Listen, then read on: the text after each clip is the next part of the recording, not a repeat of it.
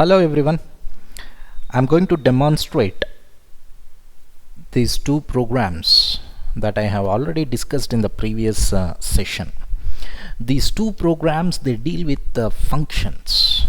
Okay, so I'm introducing these function concepts in these two programs. Here I'm trying to find the sum of odd numbers below 50. I have main function which calls odd sum, and this odd sum function calculates the sum of odd numbers less than 50.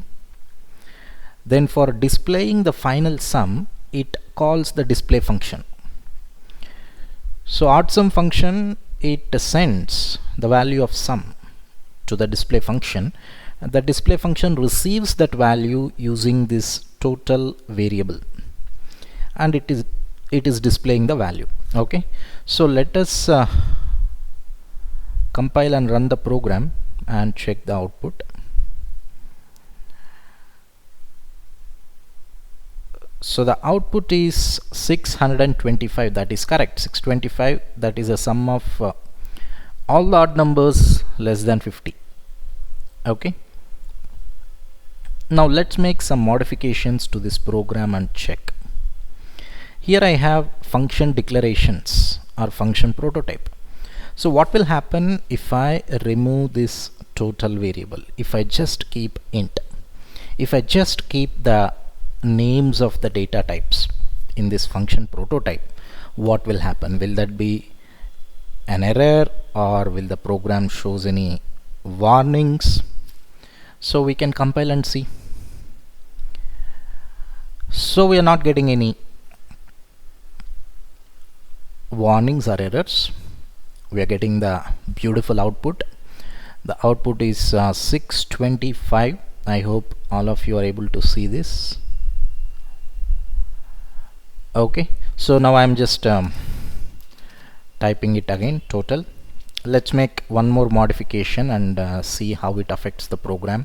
For example, if I want to print the sum of all even numbers, what I have to do? So I have to change this not equal to equal to. This percent operator is the reminder operator. It gives the reminder of I by 2. If I by 2 equal to 0, if any number divided by 2 gives 0 as the quotient. Okay, if I divided by 2, if I is divisible by 2, that means quotient will not be 0. Correct? If a number is divisible by 2, then the remainder is 0. So I percent 2 will give the remainder of I by 2. That's what I mean. Here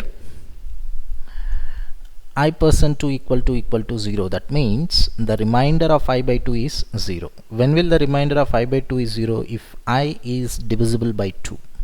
If I is divisible by 2, it gives a integer quotient. If I by 2 gives an integer quotient, then the remainder is 0. Correct?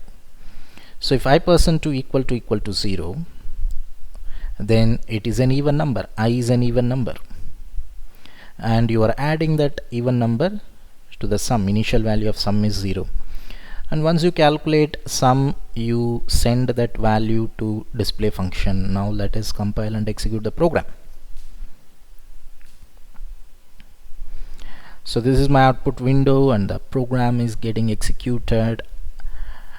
Sum of odd numbers, so I didn't make change there. I'll have to make sum of even numbers there, then only I'll get the correct display here. I'll have to make a change here, the sum of even numbers. Now what will happen? Okay, I'm getting the sum of even numbers below 50 is 650, which is the correct answer. Now let's go back to the original program. I will modify equal to not equal to. The remainder will not be equal to 0 if it is an odd number.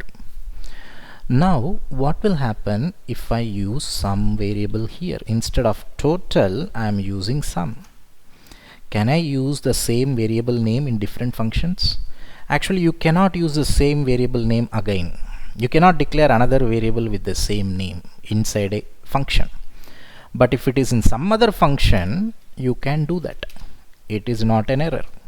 That's what I want to demonstrate here. So let us compile and execute. Yes, it is working. You're getting the answer. The sum of odd numbers below 50 is 625, which is correct. So just by keeping the same variable name in a different function, it won't affect the output of a program. So we'll go to the next program.